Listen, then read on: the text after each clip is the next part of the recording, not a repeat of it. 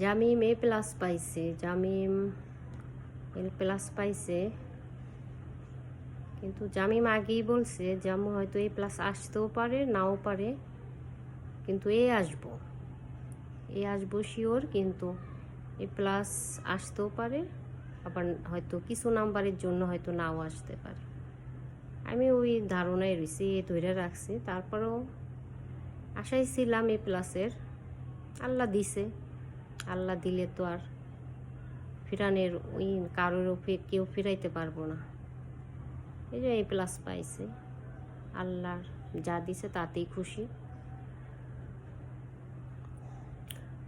Pass এ plus পাইলে কি আর এ পাইলে কি, শুধু যদি যদি মন মানসিকতা যদি ভালো না থাকে, ওই পাস দিয়ে কোনো লাভ নেই।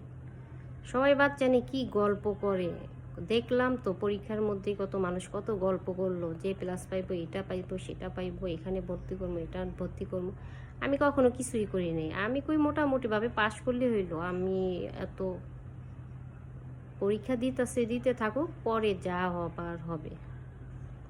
কিন্তু এক একজনের গল্প পায়া তারাও এ প্লাস পাইছে, কিন্তু তারা একবারে গল্প আগেই কইরা বসে রয়েছে। আমি আবার কখনো কাউরে গল্প করিও নেই, আমার ওই ইচ্ছাও নেই। আমি আগেও কোনো দিন ছেলেদের নিয়ে গল্প করি নাই, যা এমন সেমন। এখনও কোনো গল্প নেই। যেটা পাইবো, যেটা আল্লাহ দিব, সেটাতেই খুশি। এই জন্য ওই হিসাবেই আমি রয়েছি।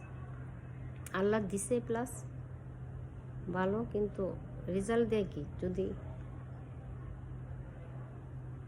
ভালো মানুষই না হইতে পারে, রেজাল্ট দেওয়া কোনো লাভ নেই।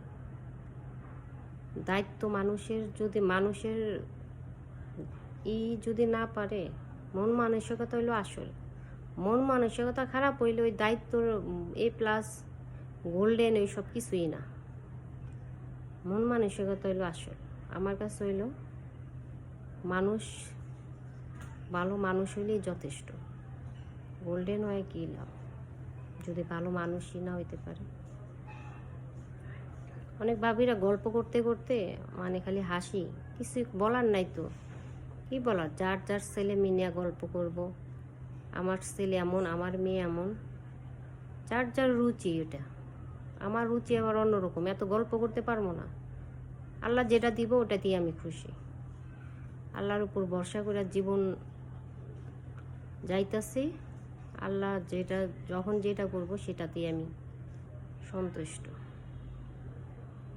সবাই ভালো থাকেন, সুস্থ থাকেন।